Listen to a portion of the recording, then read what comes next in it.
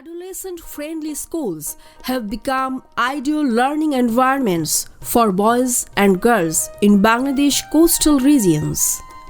In the past, the physical and emotional changes of adolescence often kept many students, especially girls, from attending school regularly. These led to frequent disruptions in their education and, in many cases, dropping out entirely. Today, that reality has changed.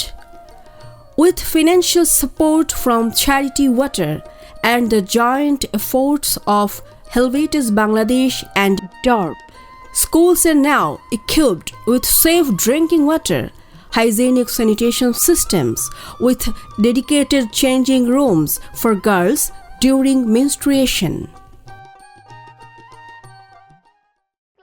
যখন এই বিদ্যালয়ে প্রথম পা রাখি, বিশেষ করে আমাদের bathroom অবস্থা খুবই খারাপ ছিল। বিশেষ করে মেয়েদের যখন একটা মাসিক চক্র চলতো, তখন তারা যথাযথ যে পরিবেশটা দরকার সেটা তারা পাইতো না, যার কারণে তারা অনেক সময় দেখা গেল বাড়ি চলে যাইতো।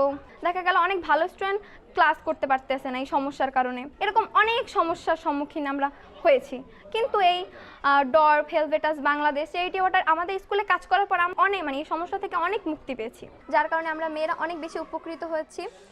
Additionally, students have received training on managing the menstrual hygiene management during adolescence. একটা সময় ছিল আমাদের স্কুলে ওয়াশরুম এবং সুপেয় পানির ব্যবস্থা ছিল না। পাশাপাশি আমরা জানতাম না যে কৈশোরকালীন সময় আমাদের কি করা উচিত। এখন আমাদের বিদ্যালয়ে ড্রপ, হেলভার্টেস এবং চ্যারিটি ওয়াটার আমাদের জন্য সুপেয় পানির ব্যবস্থা করা হয়েছে এবং ওয়াশরুম করা হয়েছে। তারা বিভিন্ন প্রশিক্ষণের মাধ্যমে শেখান যে কৈশোরকালীন সময় আমরা কিভাবে আমাদের শরীরের যত্ন নিতে পারি। These interventions have improved school attendance, boosted learning outcomes, and increased retention rates. Empowered students are staying in a school and the nation is moving forward. এদের ঋতুকালীন সময় যে সমস্যাটা হয় তখন আমরা প্রায় দেখা গেছে যে আমাদের ম্যাডামদের সাথে ওরা আলাপ করি, তারপর ওরা চলে যায় বাড়ি।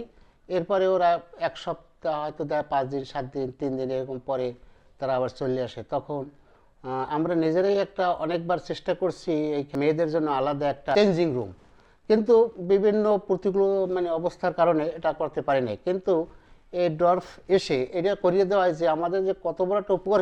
আগে যে রকমের দেখা গেছে যে আমার মেয়েদের অনুপস্থিতি বেশি ছিল, এখন কিন্তু সেটা নাই। এখন আমাদের মেয়েরা 100% উপস্থিত হয়।